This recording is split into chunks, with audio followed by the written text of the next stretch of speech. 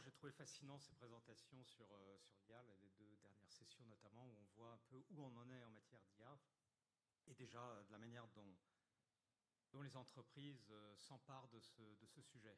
Alors maintenant, nous allons un peu nous focaliser sur un secteur en particulier, donc le secteur agricole et alimentaire, et de voir comment l'IA est utilisée à travers des exemples concrets, et de voir s'il y a qui ouvre des nouvelles perspectives, on l'a vu, et qui offre vraiment des débouchés intéressants, permet d'accompagner des producteurs agricoles dans la gestion, dans leur exploitation, permet d'anticiper des aléas, et on voit face au dérèglement climatique, ces aléas sont de plus en plus importants, d'optimiser les rendements et bien sûr de réduire les empreintes environnementales. Alors, pour aborder ces questions, nous allons voir 3 présentations avec 3 experts qui ont chacun un parcours complémentaire et qui vont nous rendre ce sujet de manière concrète. Et je vais tout d'abord appeler Christophe Marquet de la société Covides qui va nous apporter son témoignage sur l'utilisation de l'IA dans les coopératives viticoles. C'est à vous.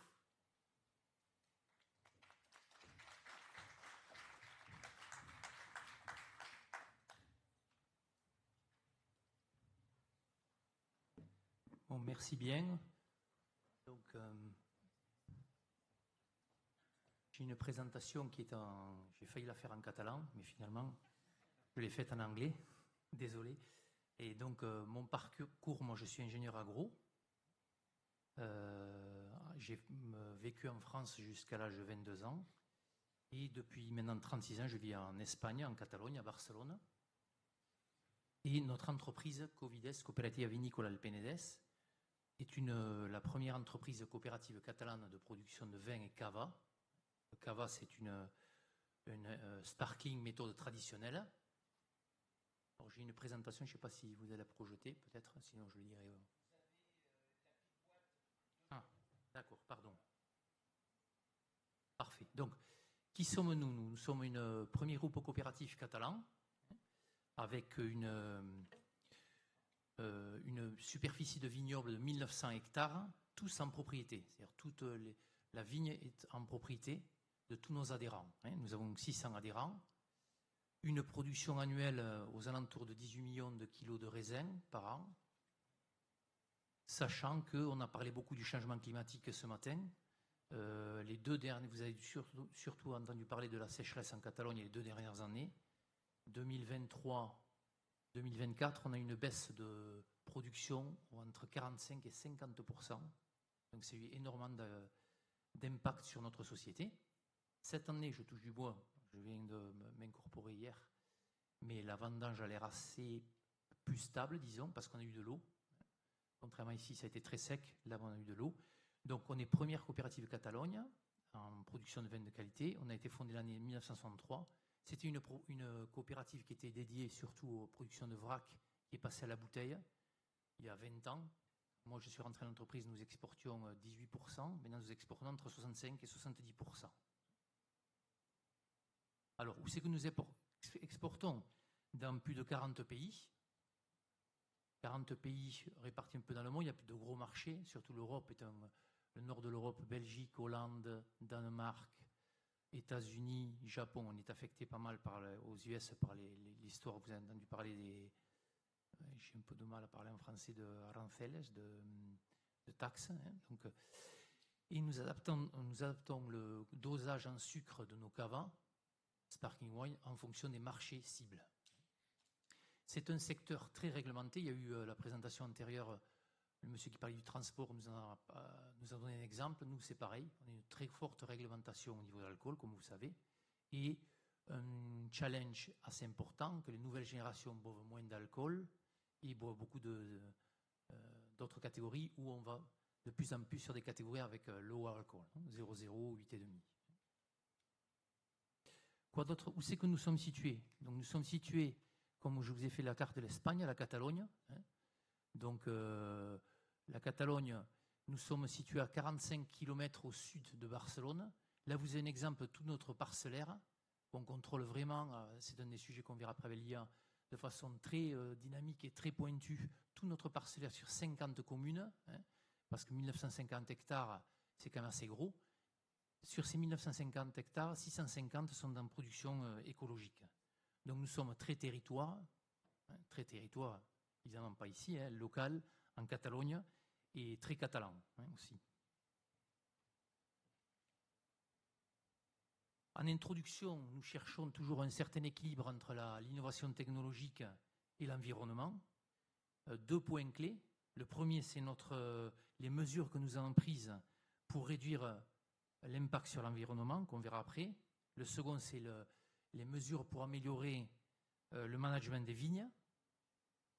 Et la troisième, ce serait, pensant à notre modeste point de vue, mais en tenant compte les législations futures, de soigner vraiment l'environnement dans tout le management des vignes. Alors, exemple concret, on a plusieurs exemples concrets de gestion un peu des produits phytosanitaires.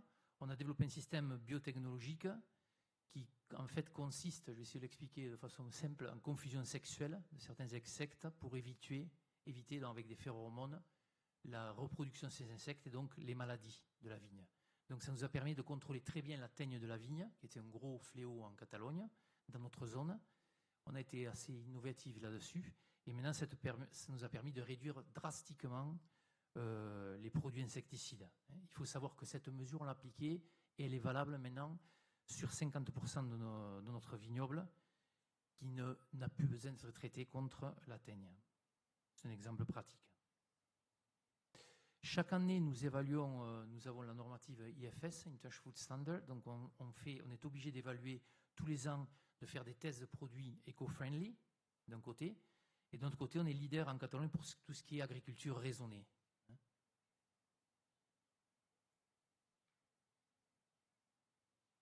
Intéressant aussi l'utilisation de l'IA, alors c'est surtout mon directeur de viticulture, Giuseppe Maria, qui s'en charge. Il a intégré tout un réseau de 40 stations climatiques dans notre région, très locale, sur le territoire. Et ça nous donne des données très intéressantes. Très intéressantes pour 2 points. Le premier, on va pouvoir prévoir les traitements de la vigne, le management des vignes. Et secondo, donner des recommandations à tous nos adhérents qui reçoivent sur leur téléphone portable, via WhatsApp ou via mail ou SMS, en leur spécifiant parfaitement quand est-ce qu'ils doivent faire le traitement, de quelle façon et au moment adapté. On est sur un projet que je ne présenterai pas aujourd'hui, mais qui est aussi l'utilisation des drones pour sélectionner les parcelles, les parties des parcelles qu'on va traiter en traitement. Donc l'IA et la technologie dans nos produits, dans notre stratégie d'innovation. On va voir plusieurs autres exemples. Un des premiers projets sur lesquels nous travaillons, alors nous travaillons très étroitement avec le gouvernement catalan sur ces projets-là, serait le premier s'appelle Vipo. Alors en quoi ça consiste? En fait, ce sont des lunettes de réalité virtuelle qu'on utilise pour la formation, pour la taille de la vigne, qui est très importante pour le potentiel productif de la plante. Donc quand on taille la vigne, on a développé avec ces organismes, on fait un test avec des lunettes de réalité virtuelle. Ça nous a permis d'améliorer nettement la facilité, la commodité de taille et d'être plus productif. Ça, ce projet, c'est Vipo. Un autre projet il s'appelle Predivi. Avec les big data et machine learning, on a réussi à faire un modèle de prévision de récolte qui nous aide vraiment à planifier nos entrées de raisins, nos époques de récolte de raisins, d'ouverture des 3 centres de réception de raisins et d'adapter donc d'une part la qualité pour avoir la meilleure qualité possible de nos raisins et le moment optimum et de réduire les ressources énergétiques. C'est important quand on a une cave ouverte avec 650 adhérents, 18 millions de kilos de raisins qui rentrent, il faut vraiment cibler les moments optimums pour la qualité et pour la consommation énergétique.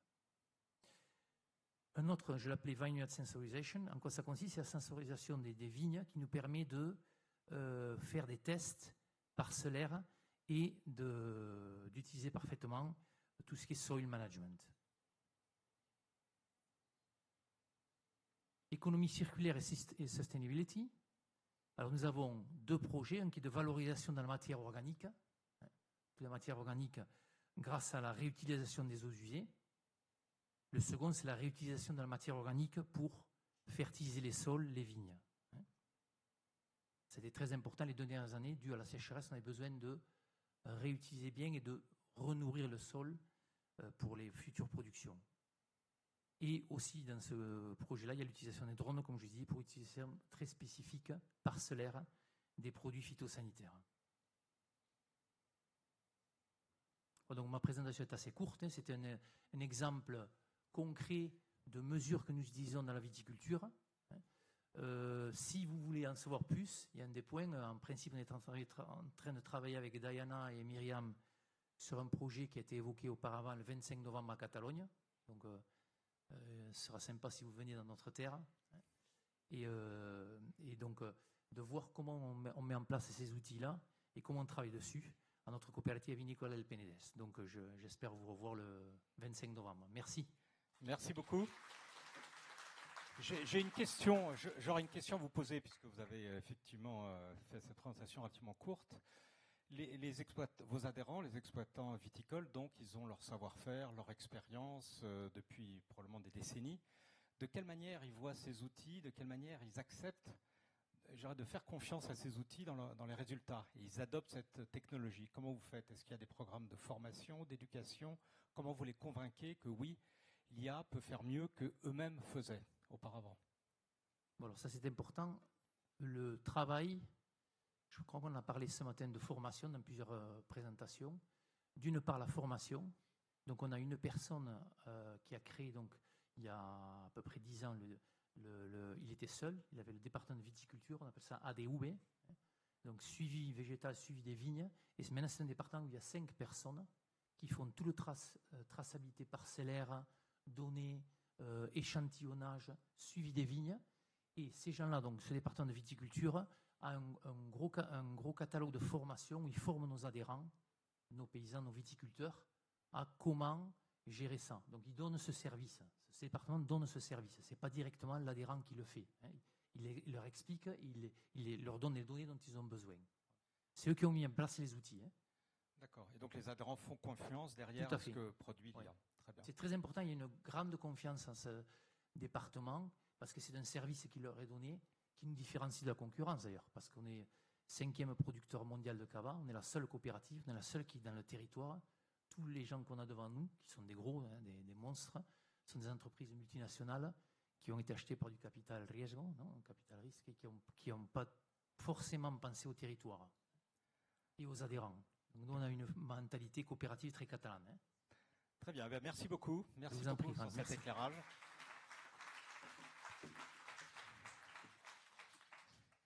Merci. Et nous allons accueillir maintenant Stéphane Lavaux de la société Néotique. Alors depuis ce matin, on a pas mal parlé de leadership, donc il va nous parler de leadership et d'IA, et cette combinaison qui permettrait d'accélérer la transition agroclimatique. C'est à vous. Merci beaucoup. Bonjour à tous. Donc déjà, peut-être pour me présenter un petit peu, parce que je ne suis pas forcément, c'est vrai, connu. Donc ça fait la 2e participation que je fais à E5T, donc je suis très ravi. Je vous remercie de m'accompagner dans cette 2e session. Donc Néotique, nous sommes une société de services basée en France et en Asie. Alors ça, c'est un point important parce que vous allez comprendre après, ma présentation est un retour d'expérience par rapport à ce que nous faisons aujourd'hui en Asie. Donc en fait, c'est au-delà d'un sujet précis, c'est un ensemble de sujets que nous avons traités en Asie. Donc c'est aussi un point important que je voulais soulever. Ce n'est pas qu'un seul cas. Nous avons différents cas d'usage qui a été fait avec les ministères de l'Agriculture vietnamiens pour justement le traitement de données, la modélisation de l'IA et son usage de manière générale dans le monde agroalimentaire. Donc moi, je vais aussi parler, parce que je suis une société de services d'informatique, de beaucoup de sujets qui sont liés à l'informatique. C'est notre métier premier. Et on est là en fait pour intégrer des solutions qui sont, je dirais, aujourd'hui très complexes. L'IA, aujourd'hui, tout le monde en parle, mais qu'est-ce que c'est concrètement? On parle de data center, on parle de serveurs, on parle de logiciels. Donc tout ça, on va essayer de regarder ça rapidement. Hop là. Donc bon, déjà pour le contexte, je ne vais pas rentrer dans les détails depuis ce matin, on en entend beaucoup parler. Je pense qu'il y a même la table ronde de tout à l'heure était assez riche en discussion autour de sujets énergétiques. Des besoins énergétiques, des changements climatiques, bien évidemment, ça tout le monde en est conscient, et aussi, je dirais, de la sécurité alimentaire. Donc le besoin d'avoir justement cette sécurisation de qualité, de traçabilité des produits alimentaires. Donc là-dessus, on est obligé d'agir, de trouver des solutions, et l'IA va être une des solutions. Donc là, il y a une double transformation. Alors, comme on disait tout à l'heure aussi justement dans la table ronde, c'est en fait une philosophie, c'est une culture, c'est une manière de vivre les choses qui doit être totalement différente avec l'arrivée de cet outil. Donc il y a une partie de transition énergétique, donc là encore on en a parlé tout à l'heure autour de la table ronde, mais surtout une transition, je dirais, sur la manière de gérer les aléas climatiques et son impact sur l'agriculture. Donc aujourd'hui, alors ça c'est un petit peu le leitmotiv que nous on a en termes de retour et la manière dont on approche les nouveaux projets avec nos clients, c'est qu'aujourd'hui une transition énergétique, c'est en fait l'utilisation des énergies renouvelables le plus possible, trouver l'efficacité à consommer moins, sobriété donc, et de pouvoir, je dirais, trouver tout un écosystème autour de l'énergie. Bon, ça c'est une chose. Maintenant, de quoi on parle quand on parle d'agriculture ? Dans 90% des cas, en fait, les gens me disent oui, je veux produire plus en été. Ils ne cherchent pas à trouver des moyens où ils vont avoir des graines qui vont être réutilisables, choses comme ça. Ils veulent surtout avoir des revenus qui leur permettent de subvenir à leurs besoins. C'est souvent le leitmotiv de l'entreprise d'ailleurs, au passage. Donc une ferme agricole a exactement les mêmes problématiques. Donc aujourd'hui, une transition agroclimatique, c'est quoi ? C'est d'avoir une agriculture durable qui puisse permettre d'avoir et de vivre de son métier, mais aussi de savoir s'adapter au changement climatique qui est là. Donc c'est aussi ça que l'IA va nous aider à trouver comme solution. Alors, aujourd'hui, qu'est-ce qu'on a comme problématique ? Les approches traditionnelles sont aujourd'hui sur plusieurs facteurs. Le premier, c'est bien sûr qu'un humain va avoir sa capacité d'évaluation d'un sujet. Donc aujourd'hui, nous avons des gens qui travaillent par exemple sur l'étude graphique, graphologique, hydrologique, de la partie pluie, de la partie sécheresse, de s'assurer qu'en fait les différents facteurs nécessaires à l'agriculture sont là, certes. Ça reste un humain qui regarde. L'IA, en fait, va nous apporter des solutions qui sont beaucoup plus automatiques. On parlera beaucoup d'automatisation dans un premier temps, avant de parler d'IA.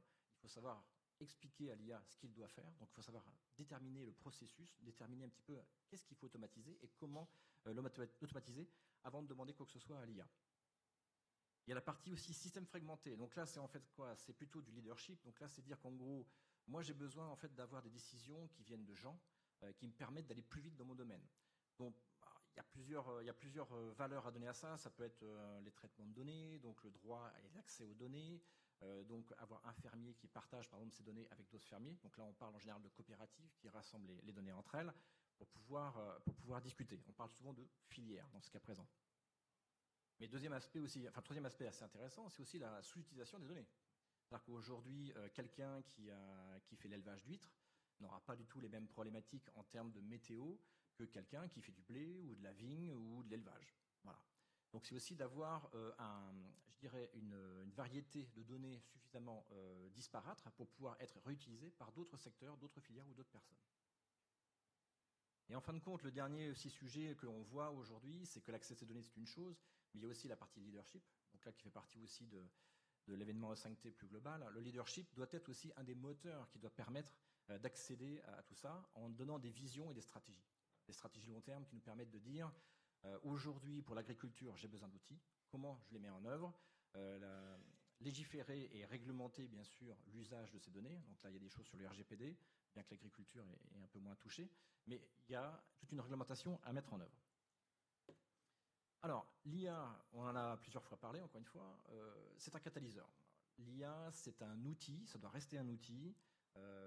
J'ai entendu parler aussi beaucoup de choses autour de l'IA.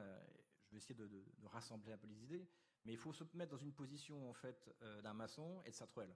C'est pas la truelle qui fait la maison, c'est bien le maçon qui fait la maison avec sa truelle. Donc l'IA, c'est pareil, c'est un catalyseur. Il facilite l'usage de données, qu'elles soient massives. Donc, c'est-à-dire qu'encore une fois, j'ai des millions de données qui sont importées de différents sujets, sondes, statistiques, etc., etc. l'IA va permettre d'aller plus vite à évaluer les données et à faire un tri dans les données. Donc là, on parle beaucoup, de data lake, qui sont en fait des lacs de données. Donc toutes les données sont là. Donc le but du jeu, c'est de pouvoir les analyser, de pouvoir un peu les ranger et de pouvoir les réexploiter par la suite. Donc quand on a fait tout ça, ce petit ménage, grâce à un IA, on a aussi tout simplement la prédiction des données. Donc là, ce sont des modèles qu'on va mettre en œuvre, c'est l'algorithmique pure, c'est des mathématiques qui vont pouvoir dire, voilà, j'estime que compte tenu des données que j'ai déjà vues de par le passé, j'ai quelque chose qui va se passer parce que le modèle, la mathématique me permet de prédire en ce sens. Et enfin, le troisième point qu'il ne faut pas oublier sur la partie IA, c'est la partie optimisation. Donc là, on parle beaucoup de qu'est-ce que je dois faire pour faire quelque chose. Donc c'est une question, un prompt qu'on envoie à un IA. Mais ce qu'il ne faut pas oublier, c'est qu'il peut très bien aussi donner des solutions pour réduire l'impact de votre travail. Donc dans l'agriculture, c'est très très important. L'usage de l'eau, par exemple, vous le savez très bien, est réglementé de plus en plus. Dans le département ici, par exemple, nous sommes en zone sécheresse. Donc ça veut dire quoi? Ça veut dire que l'usage de l'eau est très réglementé et le fait de pouvoir utiliser de l'eau doit être, je dirais, le plus nécessaire et strict nécessaire. Donc l'optimisation de les usages fait aussi partie des choses qui doivent être vues avec l'IA. Alors très rapidement, le leadership, parce que ce n'est pas le sujet de mon intervention, mais bon, bien sûr, ça fait partie des choses. On a besoin d'une vision claire, que ce soit des politiques, que ce soit aussi des patrons d'entreprise, sur la partie manière de gérer les énergies, le climat, comment interagir avec les montées des eaux, et entre autres, et des choses comme ça. Il y a aussi la collaboration multi-acteurs. Donc là, c'est-à-dire quoi? C'est-à-dire qu'encore une fois, les entreprises, l'institution, les agriculteurs, le citoyen aussi, on en parlait tout à l'heure, les citoyens aussi intervenir pour pouvoir donner, je dirais, une impulsion à tout ça.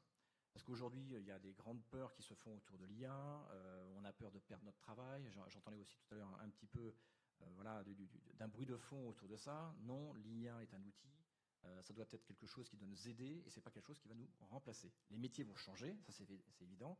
La manière de traiter les choses vont changer, mais voilà, c'est quelque chose de différent.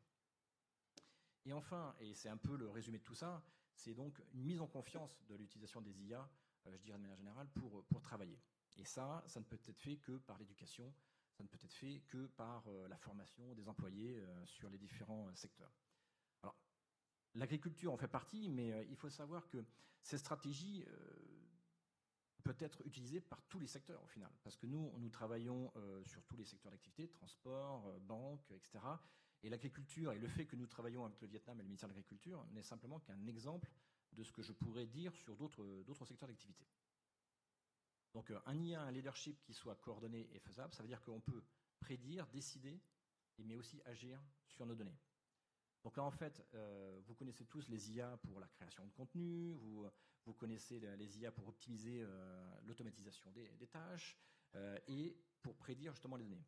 Ce qu'il faut savoir, c'est que ça, encore une fois, c'est un outil, mais si vous le mettez avec un leadership fort, ça veut dire qu'aujourd'hui, vous donnez en fait les moyens, donc on parlait tout à l'heure dans le Shadow IT et du Shadow AI, qui est en fait l'utilisation par des tiers de l'entreprise de solutions non prévues par l'entreprise.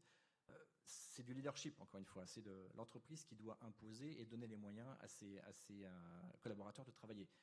Si on a une coordination de tout ça, vous avez en fait des outils et des personnes qui sont au fait et qui peuvent produire 10 fois plus que des gens qui ne sont pas forcément au courant de la manière dont ça marche ou qui sont simplement un peu frileux et qui disent tiens, je vais regarder un peu comment ça marche, je ne sais pas trop, mais je tâtonne. Voilà. Alors, la transition énergétique, ça c'était un sujet que j'avais gardé un petit peu, je dirais au cas où, si on me posait des questions sur cette partie-là, parce qu'en fait, on parle beaucoup d'agriculture, certes, mais l'agriculture aussi, c'est une consommation d'énergie. Donc là, en fait, cette transition énergétique, on en a parlé dans la table ronde, donc je ne vais pas trop m'étaler, mais disons que ça fait partie des sujets de l'IA aussi, les smart grids, les optimisations de stockage et la coopération publique-privée. Donc ça, je ne reviens pas, la table ronde a bien fait son rôle avant. Hop là, on va passer sur les choses peut-être plus sur l'agro-climatique. Alors, nous, on a travaillé sur des sujets très différents et variés, qui peut être aussi bien la traçabilité du sel. Donc le Vietnam a aujourd'hui une problématique de production de sel. Il y a 3000 km à peu près de côte au Vietnam, ce qui leur permet en fait d'avoir une production de sel assez aisément. La problématique est donc du fait de rémunérer en fait de façon propre les producteurs de sel et de trouver en fait un moyen de leur donner un métier qui leur fasse gagner de l'argent sur le long cours. Aujourd'hui en France, on a des filières sel qui sont très claires avec une traçabilité. Cette certification locale des données, le fait de pouvoir permettre une qualité au sel a été reprise par les Vietnamiens qui ont repris ce sujet et qui ont rajouté un facteur IA tout simple. C'est en fait, je dois pouvoir tracer mon sel de son origine jusqu'à sa consommation. Donc ça c'est la traçabilité qu'une blockchain, entre autres. Mais l'IA est venue en fait prédire et définir un peu la manière de consommer le sel. Comme tout pays qui a besoin de ressources, qu'elles soient carburant pétrolière, qu'elles soient eau ou qu'elles soient alimentaires, on a besoin de savoir, selon les saisons, l'utilisation qui est faite du sel par rapport aux usages des consommateurs. Donc en fait, l'IA a permis d'aller chasser dans les données des supermarchés et des consommations des utilisateurs pour prédire, entre guillemets, les pics d'usage du sel, pour limiter le stockage le plus possible et de transporter le sel au bon moment vers les usines de traitement pour mettre dans les sacs et donc vendre aux consommateurs. Il y a une deuxième partie sur laquelle on a un petit peu travaillé, donc là c'est un sujet qui est en cours, donc c'est pour ça que je parle de un peu travailler, c'est la partie anticipation de sécheresse, mais également, pour la partie vietnamienne, de la montée des eaux. Alors vous le savez peut-être pas, mais le Vietnam est un pays, encore une fois, très humide. De ce fait, en fait, la montée des eaux est un des premiers problèmes qui va venir avec le changement climatique. Donc en fait, la manière de consommer et de produire est totalement différente. Aujourd'hui, vous avez des régions du Vietnam où il y a jusqu'à 4 récoltes par an. Le fait de la montée des eaux, en fait, réduit de 4 à 3 ce nombre de récoltes. Tout simplement parce qu'il y a une saison des pluies très forte qui fait monter l'eau. Et donc à partir de là, vous ne pouvez plus produire ou faire votre agriculture. Donc l'IA a été utilisée avec les stations météo vietnamiennes, mais aussi également avec les stations locales des coopératives, pour pouvoir prédire un petit peu la manière de faire les cultures et de varier les cultures. Donc de passer peut-être d'agriculture de type faire des mangues, c'est peut-être pas forcément le bonne année parce qu'on estime qu'il va y avoir beaucoup d'humidité cette année. Je vais travailler plutôt sur de la banane, par exemple. Donc ces choses-là sont faites par un IA qui va pouvoir un peu, sur la base de données déjà définie par les ministères et puis les coopératives, déterminer les choix compte tenu de ce que l'IA aura donné en termes de météo. Donc j'ai une information météorologique qui me permet de dire cette année je préfère faire ça. Je connais les caractéristiques des plantes qu'il faut mettre dans ces cas-là. L'IA me dit il faut donc faire de la banane, de la mangue ou autre chose. J'essaie d'aller vite parce que le temps tourne. Donc en fait, le modèle d'écosystème qui se passe en réalité, c'est qu'aujourd'hui, on voit bien que ce n'est pas simplement un agriculteur ou simplement une personne dans son petit coin qui va se dire tiens, j'ai envie d'utiliser l'IA, je dois y aller, comment je fais? La problématique, en fait, c'est j'ai besoin d'avoir un maximum de données qui me permettent de faire mes statistiques. Il faut savoir qu'aujourd'hui, un IA, quand on parlait d'un entraînement d'un IA, justement, il a besoin de données pour pouvoir s'entraîner. Donc, c'est-à-dire qu'aujourd'hui, on peut lui donner des bases, des règles de base. Il faut faire ça, il faut dire ça. Moi, je suis agriculteur, je suis éleveur, je fais des huîtres. Je suis agriculteur, je fais du blé. Vous n'avez pas les mêmes problématiques, encore une fois. Donc, vous avez les prérequis de base sur cette modélisation de données.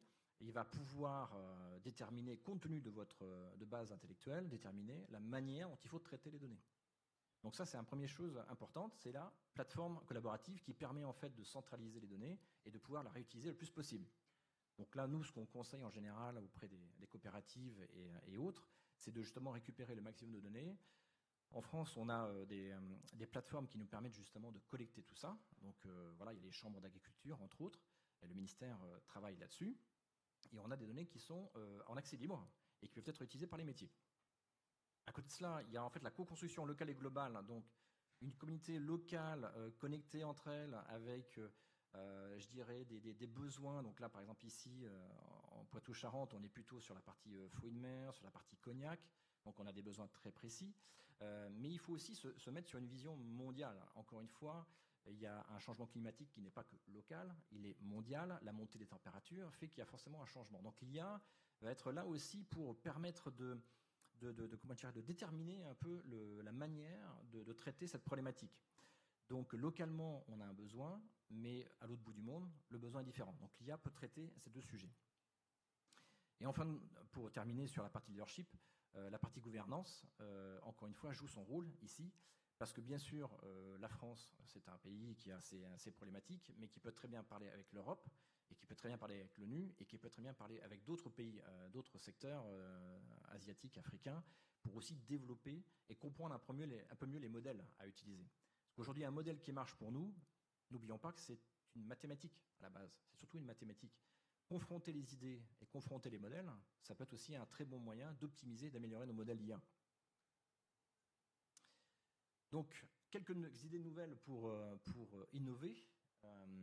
Aujourd'hui, nous, ce qu'on estime, c'est qu'on parle d'IA pour l'agriculture, mais je dirais aussi, pourquoi pas l'IA pour la gouvernance.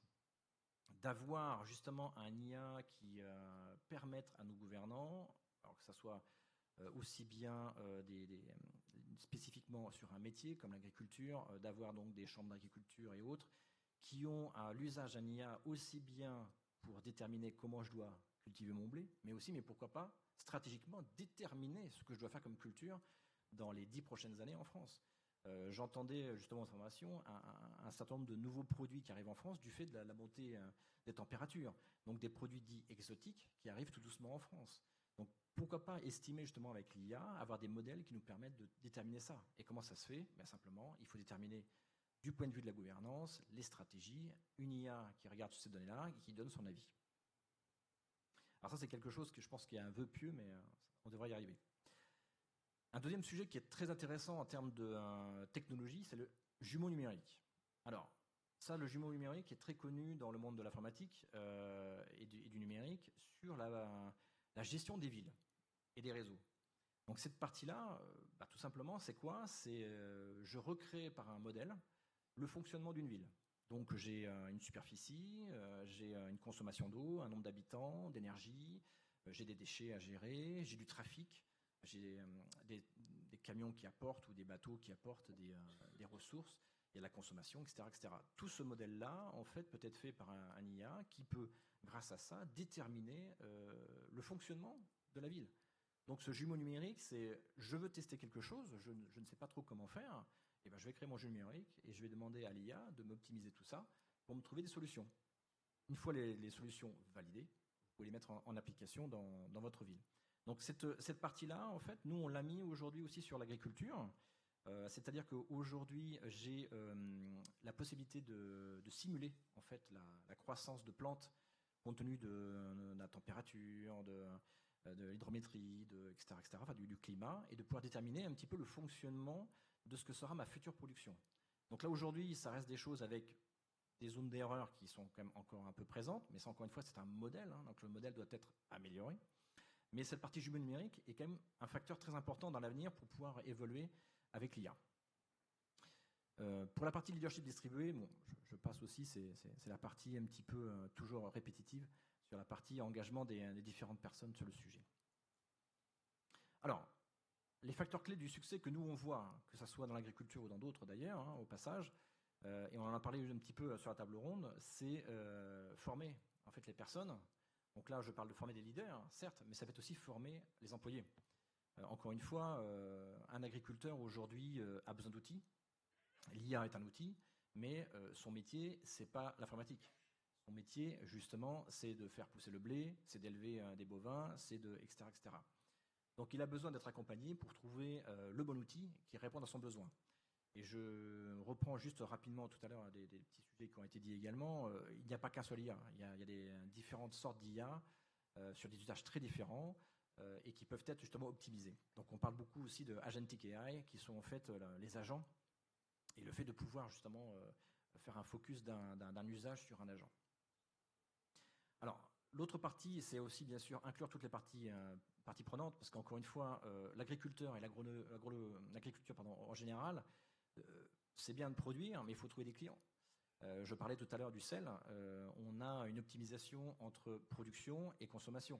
L'agriculture doit être, si elle veut être durable, et encore une fois, si l'agriculteur veut pouvoir vivre de son métier, il doit pouvoir trouver les moyens de se rémunérer. Donc faire une seule culture, c'est un sujet, mais peut-être diversifier ses cultures en est un autre. Mais comment le faire? Donc là, l'IA doit permettre à une compréhension de ce que je peux produire, ce que les gens peuvent m'acheter et ce que les particuliers donc peuvent consommer. Enfin, la partie gouvernance éthique et transparente, c'est ni plus ni moins que garantir en fait une protection des données. Donc ça, c'est un peu la partie légale, si je peux dire, de tout ça. Parce que bien sûr, chose que je n'ai pas dite dans tout ça, c'est qu'on a en Europe le RGPD, Alors, en Asie, il y a d'autres formats et le Vietnam est en train de faire le sien aussi, son RGPD à lui. Sur la partie agriculture, bien sûr, on est un peu moins sur les données personnelles. On est un peu plus tranquille, je dirais. Toutefois, je parle aussi d'accompagnement en fait de la consommation agriculture consommateur. L'IA doit avoir accès aussi à des données d'utilisateurs, de la manière de consommer. Donc ça veut dire aussi que forcément, je dois avoir des données personnelles qui me permettent de dire que, par exemple, sur Lyon, on mange plus de blé que sur Bordeaux en ce moment. Pourquoi? Je ne sais pas, plus de pain, etc., etc. Mais ça, ces données viennent bien de données personnelles. Donc le fait d'avoir une gouvernance éthique, c'est aussi de permettre que ces données ne soient conservées proprement. Donc là, on aura des solutions avec des IA, je dirais, localisées dans les data centers, entre guillemets, RGPD certified, mais aussi tout simplement sur des LLM ou des systèmes qui sont hébergés sur des serveurs propriétaires. Après, l'expérimentation qu'on peut avoir, c'est aussi important, que l'IA peut vous aider, en fait, peut nous aider à, comme je disais tout à l'heure avec les jumeaux numériques, à faire un bêta-test de notre modèle. C'est-à-dire que je veux faire quelque chose en agriculture, je viens d'acheter une ferme qui faisait de l'élevage. Je voudrais bien aujourd'hui évaluer un nouveau type d'élevage. Donc je faisais des bovins, pourquoi pas mettre des moutons? Pourquoi? Comment? Donc en fait, cette expérimentation, l'IA va pouvoir vous permettre de bêta-tester tout ça, de pouvoir vous donner en fait la manière de travailler avec des ovins plutôt que des bovins. Est-ce qu'il y a plus d'eau à fournir? Est-ce qu'il faut plus de terrain, plus de pâturage, la température, etc., etc. Donc l'IA va pouvoir aussi faire ce rôle d'expérimentation, de POC, comme on dit, le Proof of Concept en bon anglais. Alors maintenant, les obstacles que nous on rencontre dans notre métier, donc je rappelle, nous on est dans une société de conseil, on produit aussi et on intègre des solutions IA pour nos clients. Aujourd'hui, dans 90% des cas, on a une méfiance vis-à-vis de l'IA. J'ai peur que mes données sortent. Oui, moi, c'est pour moi, mais je comprends que les données sont peut-être pas forcément très proches de mon besoin, etc., etc. Donc cette méfiance, elle est justifiée. Il n'y a pas à dire là-dessus. C'est simplement quelque chose qu'il faut éduquer auprès du personnel et auprès des agriculteurs en général. Cette méfiance, elle est somme toute légitime, mais elle est surtout à proposer comme une solution. Cette méfiance, il faut la retourner et la montrer comme un outil qui nous permettra en fait d'évoluer plus rapidement vers les besoins. Voilà. Donc après, bien sûr, il faut que tout le monde soit équipé. Donc là, on parle de fracture numérique. Aujourd'hui, on a travaillé, par exemple, pour le Vietnam, sur la production de crevettes en haute mer. Donc là, il y a une fracture numérique très, très simple, il n'y a pas de réseau. Donc comment on fait pour avoir un système IA qui puisse collecter, travailler et faire les nécessaires pour envoyer les données vers un central, etc., etc. Donc on a travaillé avec des systèmes satellitaires qui qui passent régulièrement sur les zones maritimes du Vietnam et qui collectent les données et qui les renvoient de manière ponctuelle chaque jour vers des centraux. Maintenant, une donnée brute, ça pèse lourd. Donc il y a besoin d'avoir un traitement au préalable.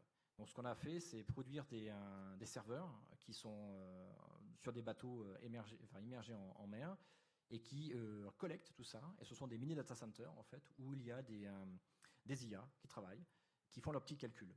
Et une fois les calculs faits, en sortent des données, je dirais, synthétiques pour être renvoyées par la suite par satellite. Donc certes, ce n'est pas de données brutes, c'est une donnée modifiée, mais encore une fois, ça fait partie des sujets qui peut être utilisé, parce que dans un aspect de fracture numérique, donc non accès à l'Internet, ou l'accès à Internet, on peut l'avoir aussi dans un plein champ, pour soit clair. Voilà, donc le fait d'utiliser des satellites, entre autres, pour communiquer, peut être un sujet.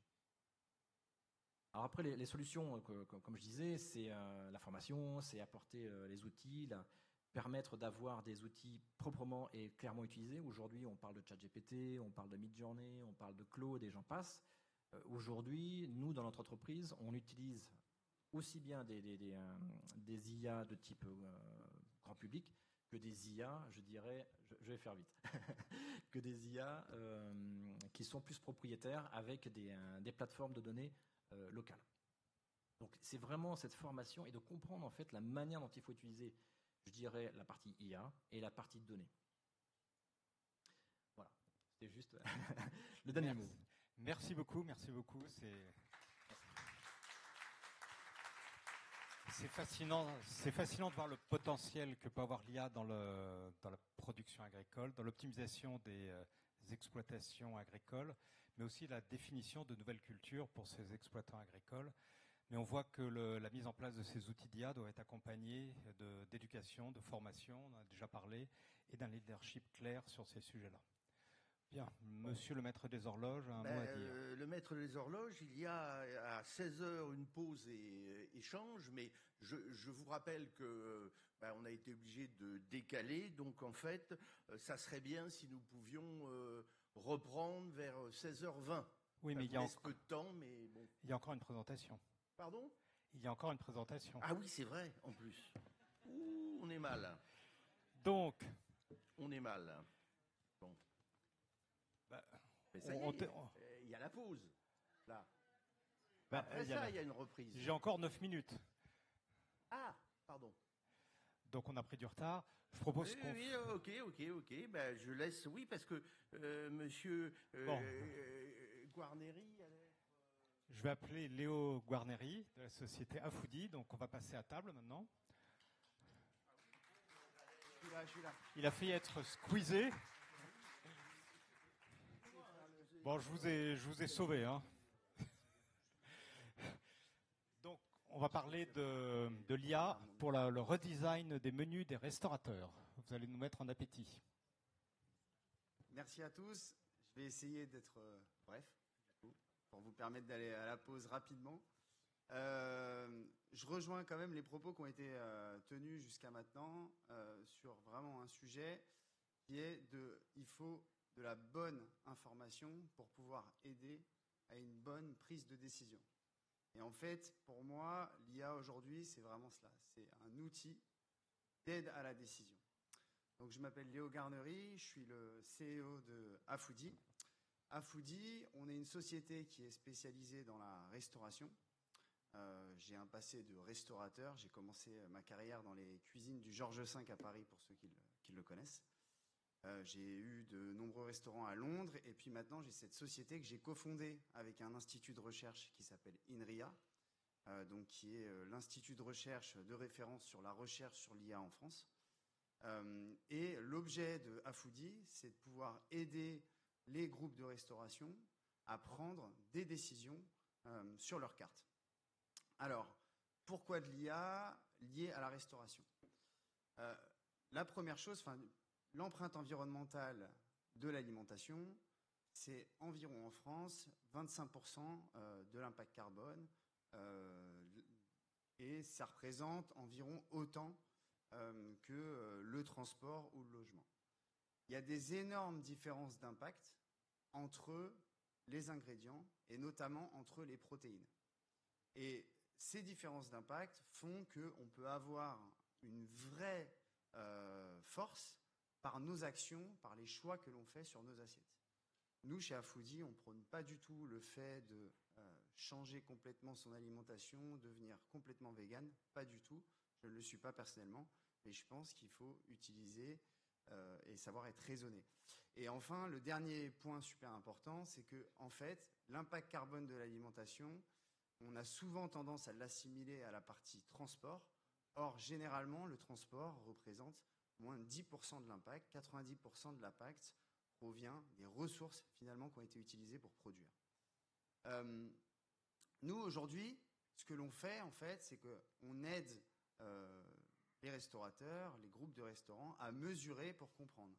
On va d'abord partir des ingrédients, donc quelle recette, quelle provenance, quelle quantité. Puis on va regarder bien sûr la production qu'il y a eu derrière ces ingrédients, quel type de distribution, puis enfin la dernière partie, quelle consommation. Bien sûr que généralement tout l'impact, comme je viens de vous le dire, se porte sur la partie production. Alors, je vous ai préparé une petite vidéo, comme ça sera un petit peu plus léger et on va pouvoir vous montrer concrètement en fait comment on peut aider surtout nous les opérationnels, donc le métier, à prendre des décisions et surtout à prendre la mesure de l'impact. Donc si vous pouvez lancer la vidéo s'il vous plaît.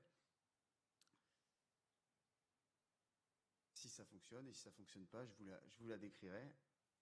Il me semble pas que ça ait fonctionné. Alors, si ça ne fonctionne pas, ce n'est pas grave, je vais vous l'expliquer.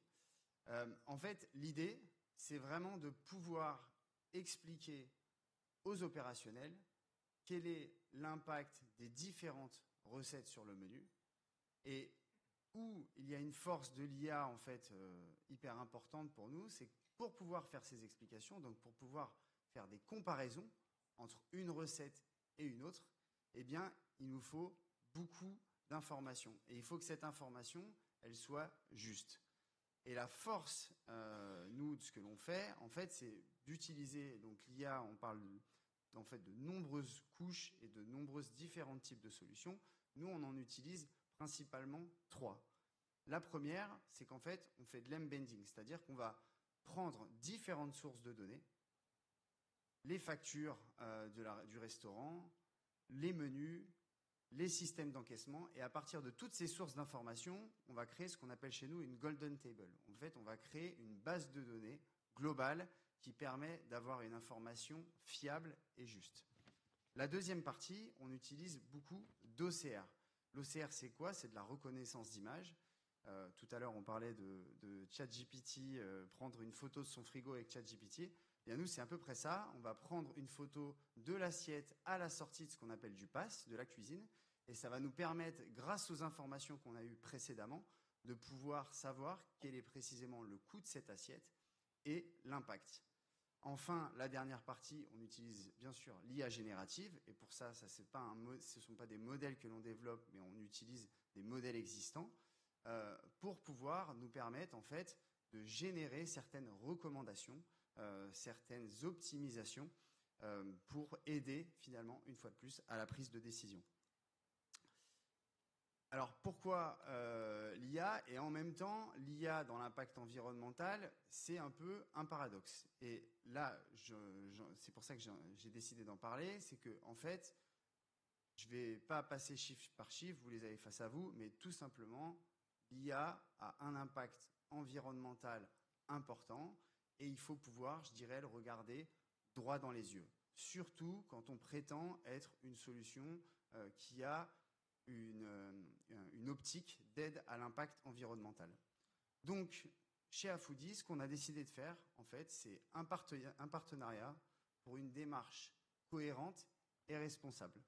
On s'est associé avec une association française qui s'appelle Gen AI Impact et qui a pour objectif finalement d'aider les spécialistes comme nous à réduire leur impact environnemental.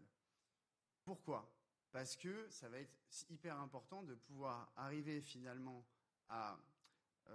alors dans le cadre de cette collaboration, on a en fait fait plusieurs choses. C'est que sur la partie IA générative, on a décidé de mesurer chaque appel que l'on fait à l'IA générative. Tout ce que l'on développe dans ce cadre-là est fait en open source, c'est-à-dire qu'il peut vous servir à tous si vous êtes dans le développement informatique. Cette roadmap, elle est donc commune avec l'association et elle est disponible en open source. Et finalement, l'objectif de ça, c'est de pouvoir observer en fonction des volumes d'utilisation d'entrée et de sortie de l'IA, l'empreinte environnementale. Donc, quelles émissions d'impact environnemental en fonction de notre utilisation.